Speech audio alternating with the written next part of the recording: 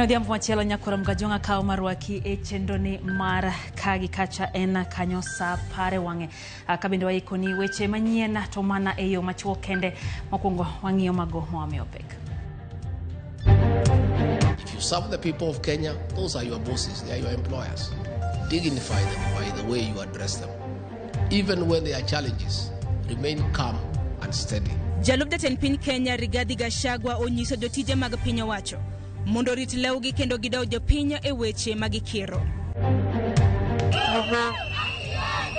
Jogo matiyo e kar iko ringre malang'ata buore Nairobi obago ng'anyo ka gikwedo deko mar osara margi. Wafres wamekuja wamesema ati hii ni shamba yao.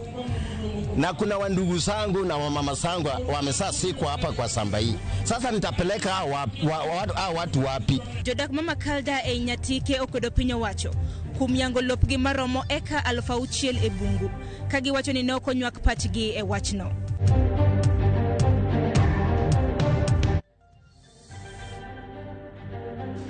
Machiegni nyakoro mgajonge chendo ni mar kagi kacha waikoni weche manyien bende warwako pachie lai marote machuo kari dik auchiana noka bende wantiere mbui live e Facebook agi YouTube duto warwake pachio dhiambo makawuono. Nyinga Lydia Okeyo. Ng'ata chielo itongi mane ka udi 7 wang' e monj jomaund motimore gweng' mawindu e kaunti Malamu. Jorego notimo monj no kinyi makawuono ka ne ginego chukdar mar skul primar Mama Jembeni. Jatend migawo mar Rita Kithure Kindiki kase monj no wacho ni piny owacho dhiro goyo lweny e gwenge makono mar kata oro jolweny e gwenge makono mane na kedo gi njore makoro osebedo kamedore. Omedo ni piny owacho bende biro miyo jorit gik lweny makonyo gi kedo gi jonjorego. We are going to deploy in this county special forces, elite units of the National Police Service and other national security organs here in Tana River. We are going to deploy the special forces, special units who are specially trained and equipped to deal with serious crimes, including terrorism and banditry. Ndio hawa maafisa wetu ambao wako hapa waendelee na kulinda usalama wa kawaida. Waendelee kushughulikia wahalifu hawa wa mambo kidogo kidogo hapa. Lakini wale magaidi, wezi wa mifugo na majambazi wale sugu ambao wanatusumbua na kunyemelea hapa kujaribu kutupiga katika sehemu ya eneo la kaskazini mashariki na eneo la Tana River na Lamu, siku zao zimehesabiwa. Jatend piny Kenya William Ruto keto koke winjruok kod kambi maloso nyamburko mag ting'o jowuoth matiyo kod teko stima e okang' mabiro miyo Kenya thuolo mar yudo nyamburko go. Ruto kod jata tije mar Millennium Challenge Corporation MCC Alice Bright owinjore ni kambi no biro chiwo omenda maromo shillings bilion 8.7 mano mabiro nyiewo nyamburko mag ting'o jowuoth e boma Nairobi. Jotelo ariyogo noromo e boma New York kama Ruto ne opoyo kenge ma Kenya goyo e tiyo kod nyamburko ma ok ketho alwora kama tiyo kod teko stima go. This will be the largest topic of urbanization in Nairobi.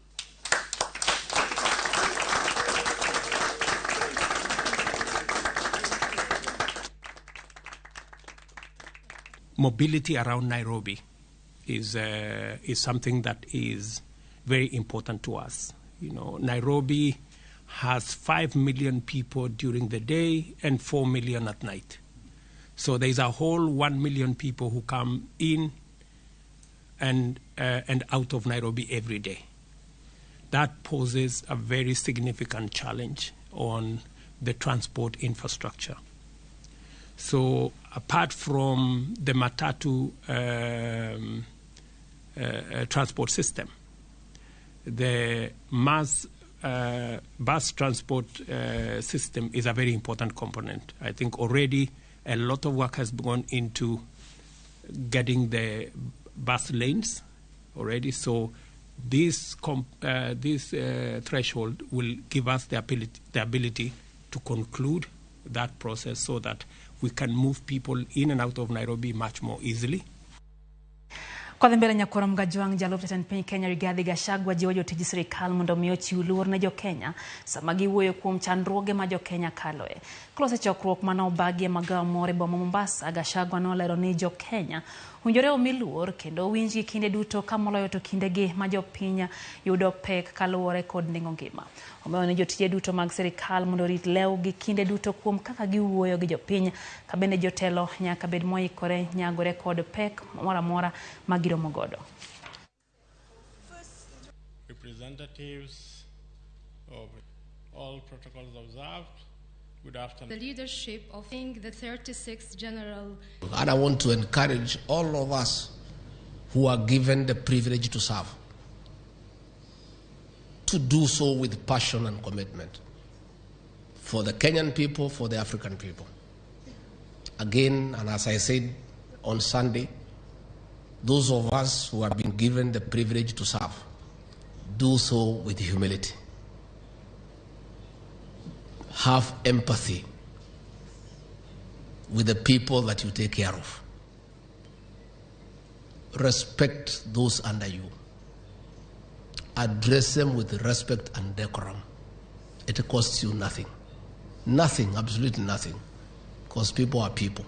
So those of us who are here, who lead this or that organization, those placed under your care, please treat them with respect and dignity. If you serve the people of Kenya, those are your bosses, they are your employers. Dignify them by the way you address them. Even when there are challenges, remain calm and steady and address problems in a humane and humble manner so that those who are victims of that challenge can feel understood and empathized. That is a hallmark of leadership. Chenro ekari koringre malangata no chung kawuono tok jotije makanyo loro rangach kendo moko mach ka gikwedo deko mar osachgi. Jotijego maloyo 60 nodi na paya madonje kar ikono kano chuno bila odir iro malungo wang mar keyogi. Jagoro mar County Patrick Analo nosingo ne jotijego biro yudo osachgi Jumachiel mabiro komedo ni County ma Nairobi osebedo kod ng'ikruok e lai mar weche omenda mokelo deko e chwalo sarago.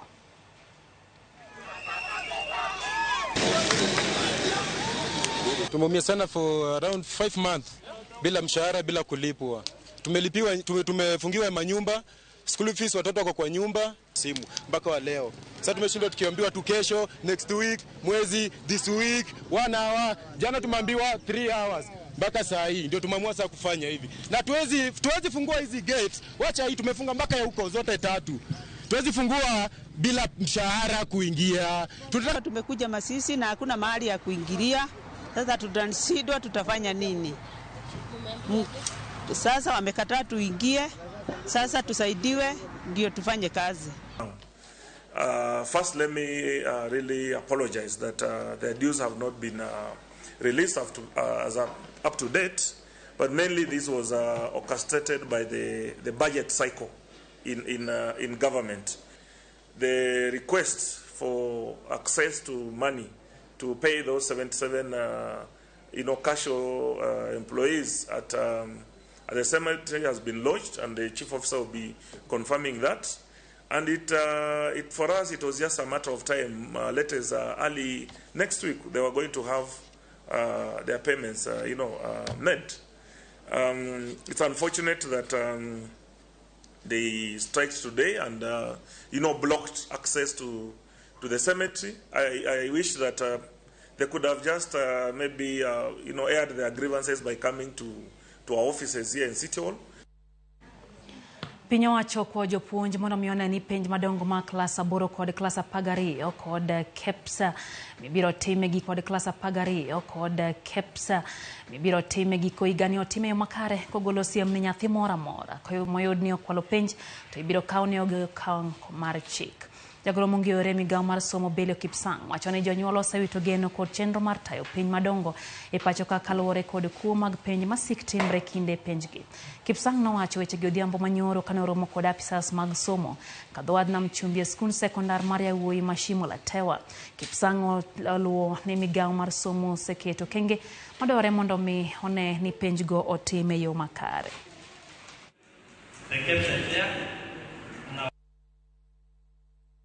Today we are here to ask ourselves and reflect what have we done in the last 9 months as we end September, and what do we want to do in the next 3 months as we go into examination period.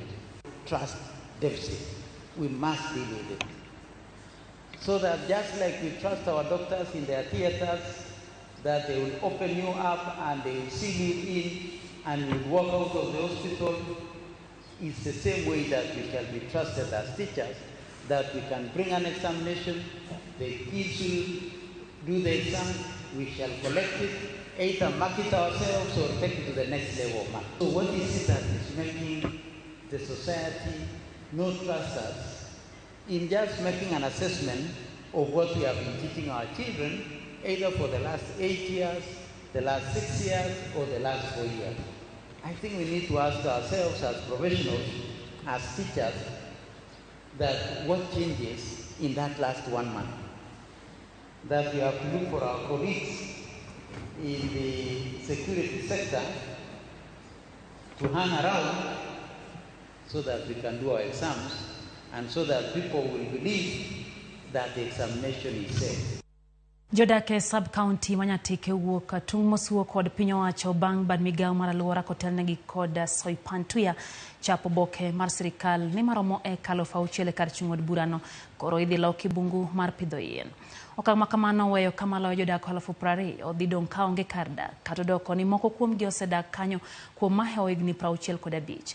Alwora mar sirikal chano odare ji gin kaka Makalda Mikei Hekinda mamoko ka apise mathoth mag sirikal kod kaka tiegruok mar Polytechnic kod mbalariany Marongo bade Makalda bende dhi kalo midhiero makamano. Like Oromo, Kuria, those places are registered lands. But because this place has never been registered, they are taking advantage of this land being not registered to anyone, ignoring that even some people are living there to take that advantage to come here. Because even right now as we speak, they have brought a Chinese here, doing mining straight away. Even if you can tour around this bush, you'll find a camp there. Built, and there's a road, a big road that is made to that place. To the forest area. To the forest area, whatever they call the forest area. So if it is a forest, is that really the purpose of forest? Yeah? Do they come up with making here a forest, calling this place a forest in order to do their own things? Bayo naomba sana wenye wamekuja hapa wanasema ati hapa Usiri kuna forest. Baba yangu samani alifanya na wasungu. Alipofanya na wasungu, wasungu akawacha yeye hapa. Jina lake alikuwa anaitwa Joseph Nyadiera. Sasa kitu ambayo nilishangaza sana, wa forest wamekuja wamesema ati hii ni shamba yao. Na kuna wandugu zangu na wamama zangu wamesasikwa hapa kwa shamba hii. Sasa mimi nimebaki na wandugu zangu na wajikuu ya baba zangu. Sasa nitapeleka hao watu wapi? Jopiny mawuok e gweng' ma Matara Igwasi Central Location e kar chung'od bura ma Masuba South ma osebedo ka chandore ne pi koro nyalo buonjo bang' sirikal mamalo chako chenro mar kunyo pi maler e gweng'no. Chenro mar pigno motesi ni Matara Community Water Project utere gweng'no kaluwore kod ywak ma jopiny osebedo godo e midhiero mar pi ma giseneno kuom higni mathoth mokalo. Kutiek gedo mare, pigno biro konyo jopiny mantiere e miere moingo 2,000 e gweng' ma Mataro kod alwora mare ka jopuonjre manie skund primar magod bura kod skund sekondar magod bura bende biro konyore gi pi makamano. To kawuono yende wa e party manyo wanticho en ng'ama iwuoyo godo machiegni kabisa. Ne wawuotho kwa kana mochiw sa 10 ka wadhie e nam mondo wayud pi. Koro gi sani to Nyasaye osekelonwa pi, wang'eni weche mag chiwo gokinyi ka wadhi manyo pi koro rumo gi sani. Nyithindwa biro dhi e skul e wang' sa. Suba is one of the areas where we have the triple threat being very serious, the triple threat of child pregnancy, early marriage and new HIV/AIDS infections. And the search for water is one of the areas that the perpetrators of such heinous acts take advantage of, because our little girls have had to travel long distances in search of water, and that is when they get exposed to these dangerous perpetrators of child pregnancy, early marriage, and the spread of HIV and AIDS. So this project is going to go a long way in alleviating that particular problem in this area. Uneno kantiere pap kachacha kung'io mwalo en kuma ji pure. Koro ka waselose ma waneno ka pi oter kech wan gi dispensary ka idhi tere, wan gi skunde ariyo ka muneno, Godbura Primary, Godbura Secondary, to gi community moluoro wa kaendi miluongo ni Matara. Gite gidhi yudo pi. Kendo waneno ni pigni endi projection mare en ni odhi serve ji madirom 2,000 gi wiye. Club mar skating Masia County odonje chenro mar tiyo gi tugono mar rita alwora. Kocha mar Gidoka Zawuoro wacho ne gitudre gi skunde e chenro ni. Noyang mae kinde mane gipidho yien Barakugo Primary School ka gimedo ne gibiro timo lere boma ma Bondo kod Siaya. Jolony bende okwa mondo miyo yiene jopuonjre odonje tugono ma giwacho ne bende konyo jopuonjre e yore mopogore opogore.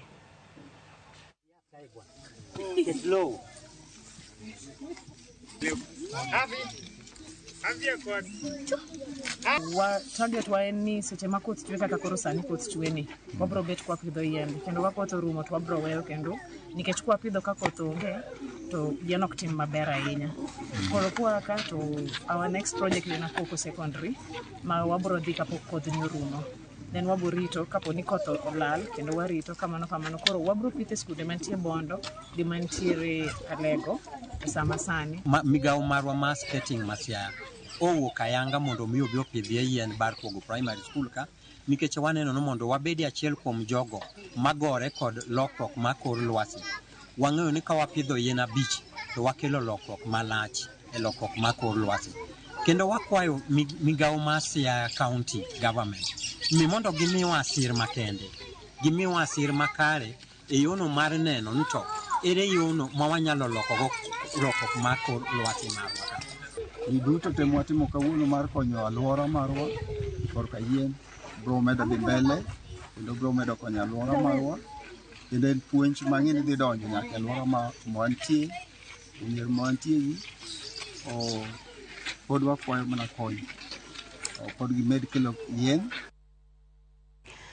Maga manwe ikone chenro ni mar kagi kacha nyakorom ga juangero kamano kuom kete mana kae Ramogi TV kata kamano parni podwa ikoni weche moko manyie kogi kanye chenro mar ang'ich welo kachiel gio imore kama bende ang'no bed kanyo gi buch jopiny wa ikoni gi kendo wasingo mar kelo ni weche go odhiambo makawuono. Thulone awayo ne DJ Vic gi chenro mar ngoma wake oriti masani. Nyinga Lydia Okeyo.